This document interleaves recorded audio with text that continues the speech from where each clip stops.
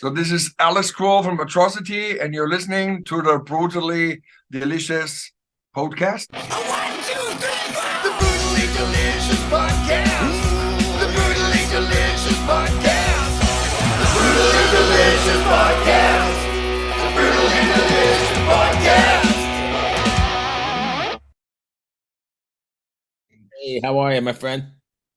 Yeah, I'm good. Actually, a little bit sad that the cruise was so fast over and we couldn't meet in person. Yeah. That was beautiful, though, wasn't it?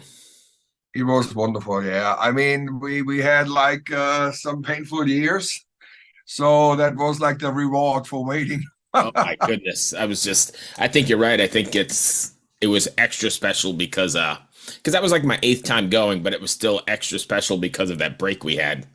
Yeah, same here. And the thing is, we had like on the one day we wanted to meet originally, like a little hassle that we had to rearrange with the All-Star Jam. Sure. As Uli was not taking part in 2 songs we were supposed to be with him, and then then I had to rearrange stuff and was a little bit crazy, and so we couldn't meet up front, right? That was a little bit of pity. Right. I had straight after the All-Star Jam, after hosting, I went straight to the stage for the Atrocity gig. Right. I know you were really busy, but what the heck, it was great. I had an awesome time. What was your experience like on the boat? It was amazing. Actually, besides great gigs and being on the boat and and having not the same weather like we had in Europe, with very cold and all this mayhem with the storms we had over here. Right. So then finally going to the Caribbean, already Miami was awesome. Miami was great. We had some video shoots. Like it was ice cold, really. Your butt was frozen to death. And then we went there. It was unbelievable. Like, what the hell? But then, meeting all the friends and everyone not seeing for such a long time. Yeah. As in the summertime when the festivals were going on last year, I got the corona finally, and then we couldn't go out and play. It was really shitty. So that was amazing, meeting everyone, and finally we could play. And on top of it all, the release shows to the new album Okkult III. That was like really amazing. Yeah. There's no other description. What was that like? Yeah, you're writing an album in the last 2 years, you were waiting, to get it also out, and people were asking how's the new stuff, and finally it got released, and we were able to play. We played a bunch of new songs, so that was really great to see also the reactions, because not everyone is familiar now with the new album. It just came out like a week before. Right. So the people, they loved it, and they said, oh, wow, that's really brutal stuff. And so it's Okkult III is probably the most brutal part of the Okkult trilogy. So what was it? So am I assuming then that it was written during the lockdown or the time we had off? Yeah, kind of. The preparation were already before, like with lyrical concepts and ideas. But basically, we had like also with the Leaves Eyes, like with my other band, we had like a studio lockdown while we were actually having 6 weeks, really the band only in the studio. We couldn't leave, or nobody could move anymore. Wow. Right. So, and with the Atrocity, we were facing another situation. There was like all the travel bans and stuff happening already, and we had the thing, I was only allowed to have one person here.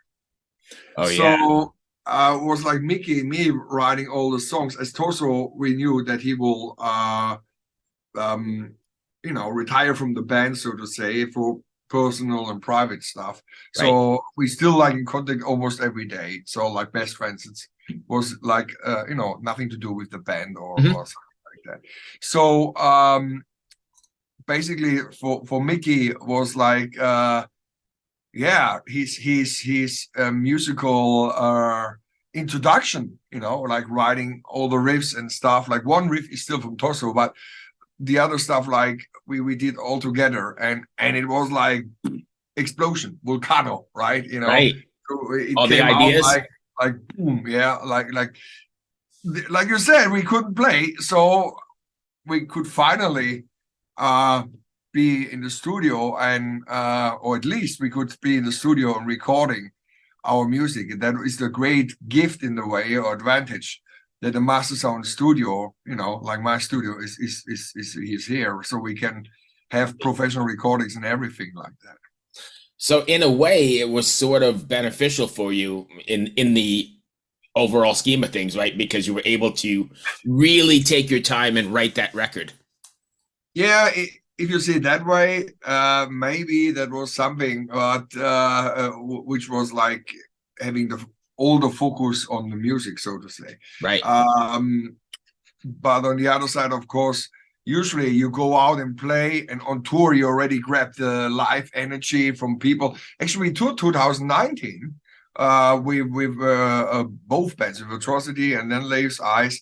So we had this energy already. Like we came back from the cruise actually with Leaves Eyes in 2020. I was so on that one. Yeah, this will be killer. What a start of the year. And then everything just shut. Right? Yeah, soon after it was like totally upside down, everything. And so that is also something you miss out then, like this kind of energy you get from the fans, like you get this power and motivation and all that. But of course, we were highly motivated to write a great record, and to have like this frustration and anger inside you helps to make brutal music. I think crazy times demand crazy music. Here we go, Okkult III. That's your soundtrack, right? That's the soundtrack of the times we live in. We talk about it a lot on the show, and I think heavy music, there's just something sort of super cathartic and super freeing when you, not only writing it, I guess, from your angle, but from a listener standpoint as well, right? It really helps you get rid of the shit that you're dealing with, or at least deal with the shit you're dealing with. Yeah, it's for sure something when emotions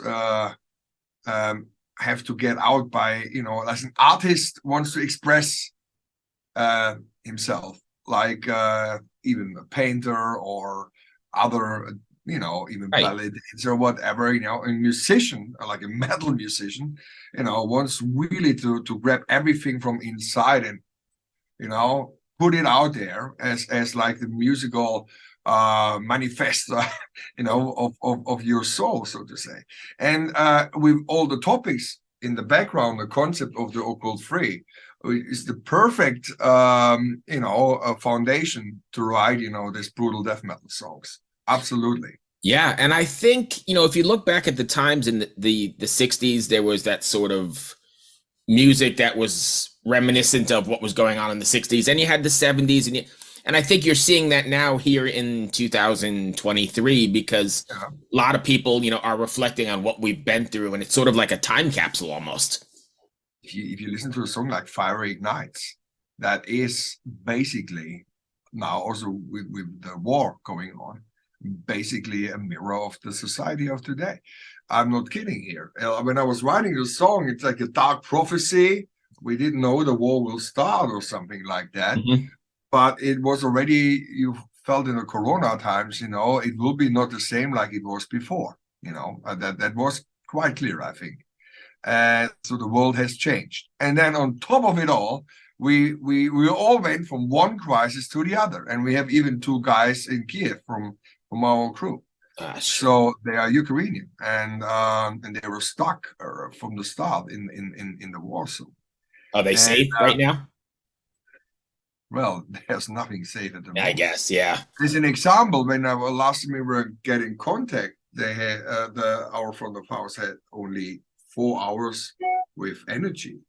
So he apologized for not getting back to me because there was no power. Right. So, and they have a hard winter there.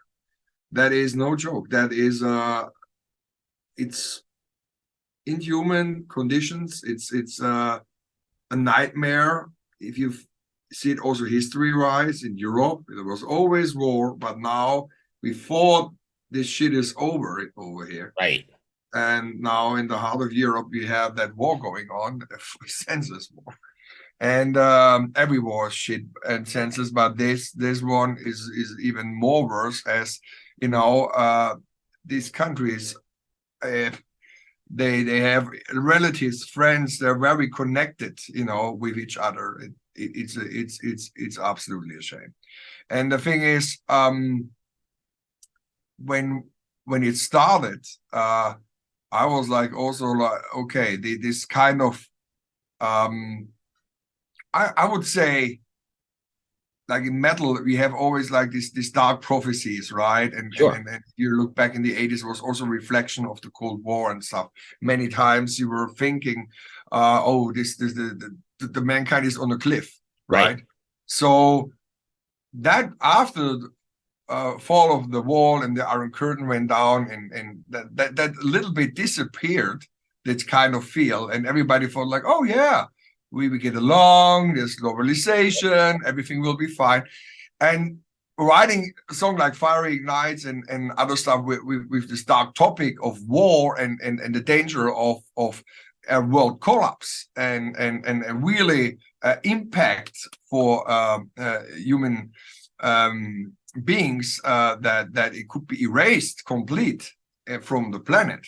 Right. You know, nobody was really thinking about that anymore. And now you see the headlines every day, right? Yeah, you got to turn those headlines off, though, because they get too much, man. The bombardment of shit is too much. Yeah.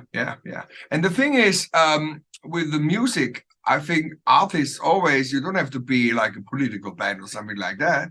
It's a choice of yourself.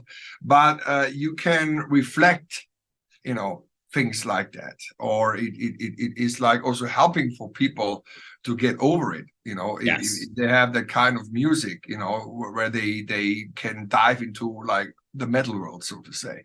And they're not alone, right? Because everybody's experiencing the same thing.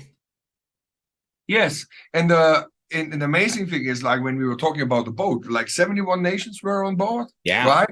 And everyone was connected with the music and having a great time. There was nobody having a war with each other, right? Nobody needs such shit. No. We can all get along. I 100% agree. Yeah. And that's a wonderful thing with the metal community and the metal family. That's for sure. It's not like that anywhere else. Yeah. You don't find a pop community or a country community. It's really very, very tight in the metal community. And I 100% agree with you. Yeah. I think in also the way, like, you know, when people having their kind of special humor and, you know, all that kind of things, they know how to take that. Nobody is thinking about, like, when they hear brutal music, to kill each other or stuff. No, they have great fun together with the music. Right. And you knock somebody over and you pick them right back up in the pit. Exactly. Yeah. Yeah. So what do you guys have planned for the year here? You started off with a bang on 70,000 tons and a new record. What's going on from there? Yeah, we have some plans, of course. But as we talk about crazy times, I'm also realistic. We have to see what's possible. We have like requests from all over the world, and we have to see what we can realize in this year. You know, it doesn't mean we have to do everything at once in 1 year. So for the, you know, forecast, so to say, I think we're gonna play live in the next couple of years with that album trilogy, actually, and it's great that we can go out with the material of the Okkult III album. It has to be played live, so that's for sure. Festivals, tours, and stuff will come, and besides that, we also have the treasure hunt still going on. I don't know if you know about that. It's like there are no regular bonus tracks on the Okkult albums besides like the instrumental versions. And we started it's the first metal treasure hunt ever with the Okkult I album. It's a 24-karat golden CD with a song, unique, only once, and you have to go and find it. So it's only on one CD. Wow. Every masters, everything is off. There's no downloads, nothing. It's one CD, golden CD. and it's in a treasure box hidden on an occult place. And yeah, the first one treasure hunt is still going on. It's through 6 countries. There's no time limit or something. And we were thinking the first time, yeah, if somebody finds the first CD for the Okkult II, the second CD will be, okay, the first treasure hunt is in Europe. The second will be in North America. And the third one will be probably in Asia. So that's what I can give. I don't know if you can tell me any of this, but I'm going to ask because it's the first time I've heard about it. Is it something that are clues from the record, or is it just like it starts with that? You have clues. It's like geocaching, you know. Okay. And you have to find the caches and stuff like that.